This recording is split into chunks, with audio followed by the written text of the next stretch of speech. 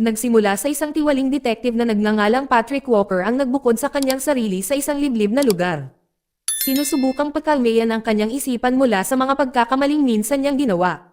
Samantala, hinabol ng dalawang sasakyan ng pulis mula sa Anti-Narcotics Unit ang grupo ng mga tulisan sa lungsod. Ang mga magnanakaw ay lumalaban upang makatakas habang ang sitwasyon ay nagiging mas magulo. Sa isang punto, walang ingat silang nagtutulak ng refrigerator palabas ng kanilang sasakyan, na nag-iwan ng isang opisyal na kritikal na nasugatan.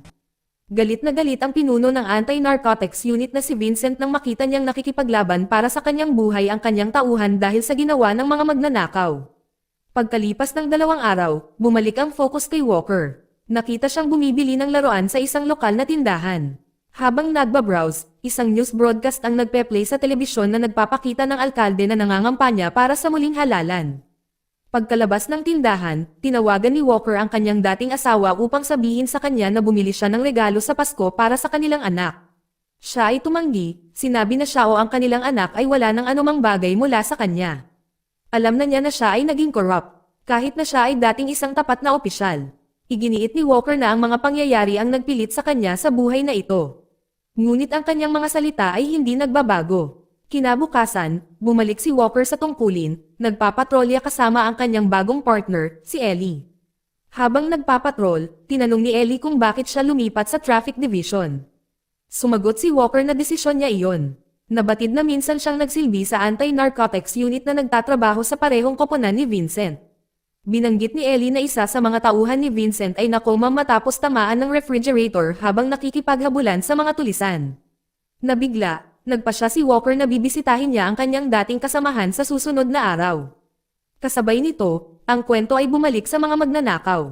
Ang kanilang pinuno, si Charlie, ay nakikita kasama ang kanyang kasintahan na may dalang 2 bag na puno ng droga para ihatid sa Asian Mafia sa New York. Dinala sila ni Cheng Soy upang makilala ang batang amo na si Angui.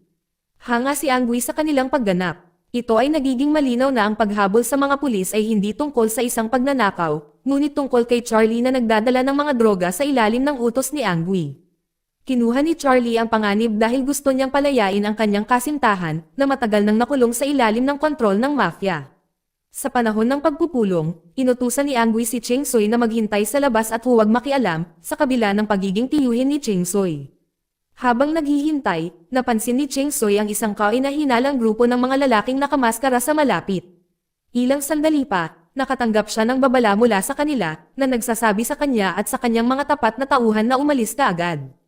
Napagtatanto na naghahanda ang grupo na patayin ang lahat sa loob ng hideout.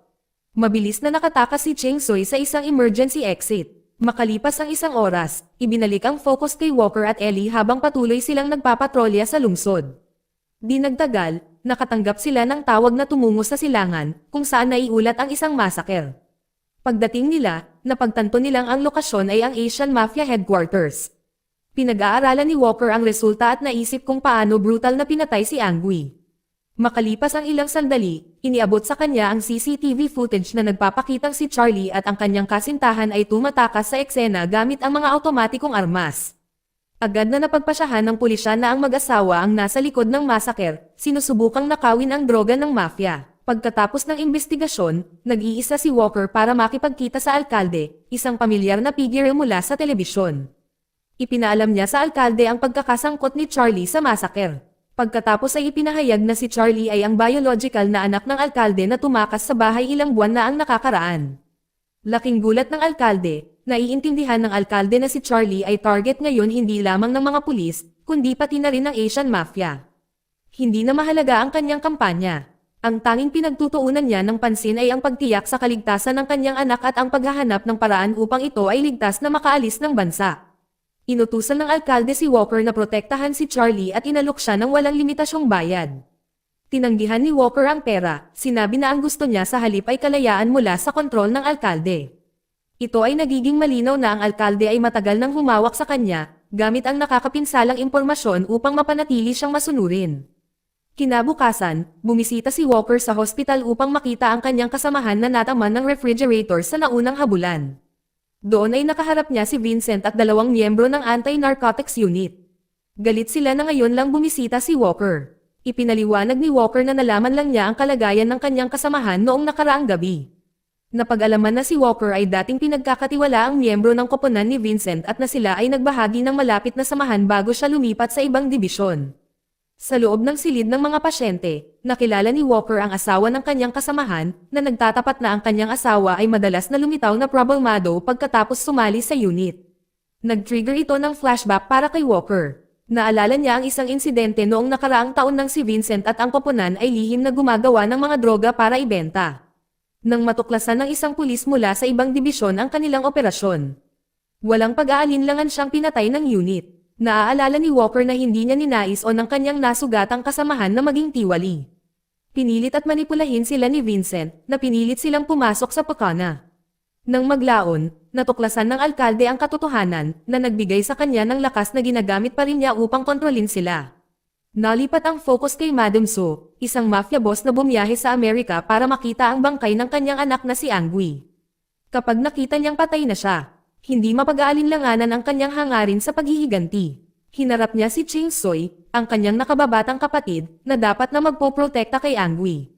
Siya lamang at iilan sa kanyang mga tauhan ang nakaligtas sa masaker. Walang pag-aalinlangan, pinatay ni Madam So ang lahat ng kanyang mga tauhan at siya lamang ang iniligtas.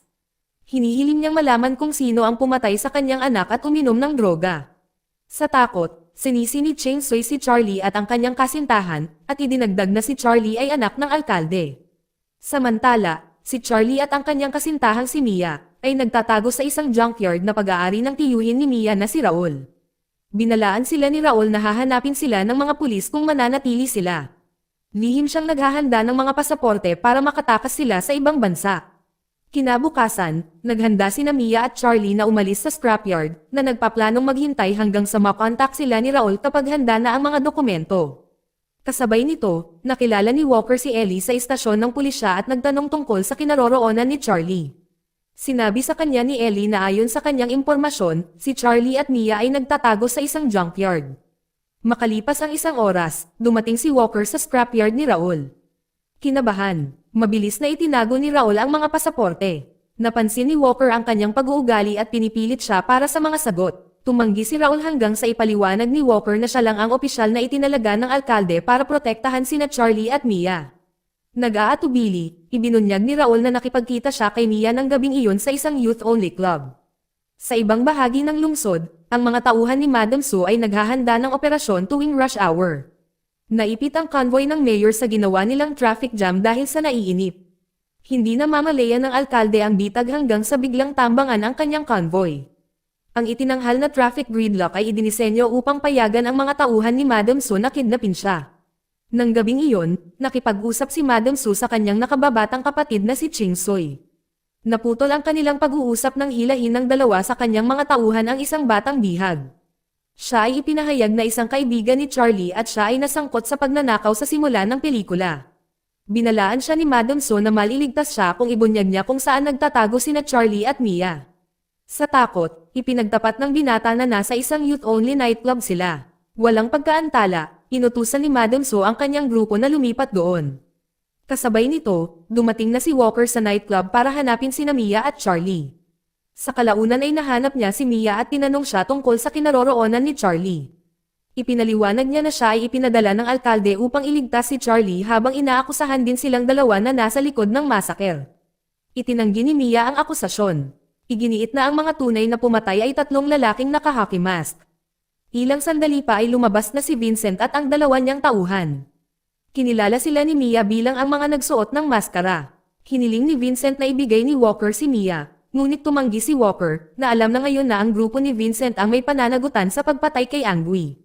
Nagkaroon ng kaguluhan ng lusubin ng mga alipors ni Madam So ang club, na nagdulot ng marahas na shootout. Sa gitna ng labanan, dumating sina Charlie at Raul para suportahan sina Mia at Walker. Sa panahon ng sagupaan, isinakripisyo ni Raul ang kanyang sarili para protektahan si Mia.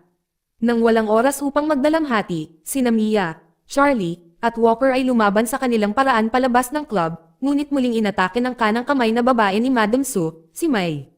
Malapit na silang tumakas sakay ng kotse. Maya-maya pa ay dumating na ang mga pulis. Si Vincent ay naiwan na may lamang isang nakaligtas na lalaki, habang ang isa ay napatay sa labanan.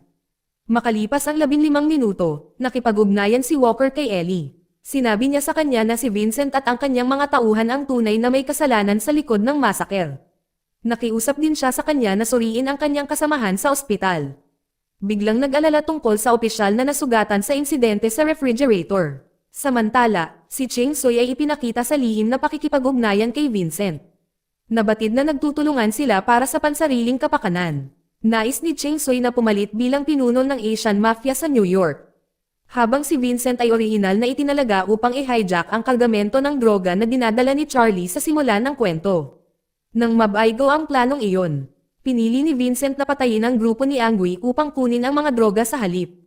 Hinihiling ngayon ni Vincent na si Cheng Soy sa pamamagitan ng droga. Tumanggi si Cheng Soy, iginiit na kailangan munang maalis sina Charlie at Mia simula nang masaksihan nila ang massacre. Pagkatapos ay pumunta siya sa ospital, nagpaplanong patayin ang nasugatan na kasamahan ni Vincent. Kasabay nito, dumating si Ellie at napansin sa CCTV na bumunot ng baril si Cheng Soy. Pinatay ni Cheng Soy ang isang gwardya at pinatay ang nasugatang opisyal sa harap ng kanyang asawa. Pagkatapos ay hostage niya ito. Isang shootout ang sumunod, ngunit nagawa ni Ellie na madaig siya at dalhin siya sa kustodiya. Makalipas ang isang oras, nakatanggap si Vincent ng tawag mula kay Cheng Soy na humihiling na makipagkita at sinasabing handa na siyang bilhin ang mga gamot. Sa totoo lang, ito ang bitag ni Ellie dahil naaresto na si Cheng Soy. Ang kwento ay lumipat kay Walker, Mia, at Charlie, na ngayon ay nagtatago sa lakeside cabin ni Walker. Umaasa na tapusin ang pagsubok, tinawag ni Walker ang alkalde. Sa kanyang pagkabigla, si Madam So ang sumagot. Sa paniniwalang nakikipag-usap pa rin siya sa alkalde, ipinahayag ni Walker na kasama niya si Charlie sa cabin at hiniling na kunin siya. Mabilis na ipinadala ni Madam So ang kanyang mga tauhan sa lokasyon. Sa ibang lugar, dumating si Vincent at ang kanyang mga huling nakaligtas na alipores upang makipagkita kay Cheng Soy upang tapusin ang deal sa droga. Bago sila makapagpatuloy, lumitaw si Ellie na may hawak na baril, na pinilit silang dalawa na sumuko. Bumalik sa cabin, hinihintay ni na Walker, Mia, at Charlie ang alkalde, nang hindi alam na na-hostage na siya ni Madam So. Di nagtagal, sinugod ng kanyang mga tauhan ang cabin, naglunsad ng isang marahas na pag-atake. Lumaban ang tatlo, isa-isang pinatay ang mga umaatake. Sa kalaunan, kinaladkad sina Charlie at Mia palabas habang si Walker ay naiwan upang labanan ang kalaban, ang nakamamatay na kanang kamay na babae ni Madam So. Kahit napagod, nagawa niyang patayin siya bago niya ito mapatay. Ilang sandali pa, dumating si Madam So kasama ang alkalde. Inutusan niya itong patayin sina Mia at Charlie upang ipaghiganti ang pagkamatay ni Angui. Bago siya makakilos, dumating si Ellie, dinala sina Cheng Soy, Vincent, at ang mga nakaligtas na alipores sa bukas. Inanunsyo niya na sila ang tunay na pumatay kay Angui. Galit na galit, hiniling ni Madam So ang katotohanan kay Cheng Soy. Inamin niya na pinatay niya si Angui dahil naniniwala siyang karapat-dapat siyang mamuno sa halip. Naputol ang tensyon nang biglang sinubukang barilin ng alipores ni Vincent si Charlie. Isinakripisyo ng alkalde ang kanyang sarili upang protektahan ang kanyang anak, kinuha ang bala at agad na namamatay. Isang brutal na putok ng baril ang sumunod. Sa kaguluhan, parehong pinatay sina Madam So at Cheng Soy kasama ang mga alipores ni Vincent. Kinuha ni Vincent ang mga droga at sinubukang tumakas sa pamamagitan ng pagsakay sa isang dumadaang tren. Hinarang siya ni Walker at pinagbabaril siya. Sinabi niya kay Vincent na kung hindi pa sila naging isang koponan, hindi siya makikita ng kanyang pamilya bilang isang tiwaling pulis. Nangako siyang mamuhay bilang pinakamatapat na pulis sa lungsod. Pagkatapos ng labanan, hinimok ni Ellie sina Charlie at Mia na umuwi, tinitiyak na hindi na sila hahabulin ng mga pulis. Sa mga huling sandali, sinamahan ni Ellie si Walker upang maghatid ng aguinaldo sa kanyang anak. Dito nagtatapos ang kwento. Salamat sa panonood kaibigan.